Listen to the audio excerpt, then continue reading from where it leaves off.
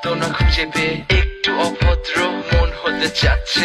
আসনা মেলে দিয়ে তোমারই সেই চুল করে ফেলি দুজনা কিছু আবেগী ভুল। তোমারই দু চোখের কাজল যে করেছে তো পাগল, ভিজে গেছে চাদর বৃষ্টি আর বাদল, মেঘে ঢাকা চাঁদ তুমি তোমারই হাত ধরে হবে সারা রাত। মানে না এমন শুধু অকারণ ছেড়ে যেতে হয়।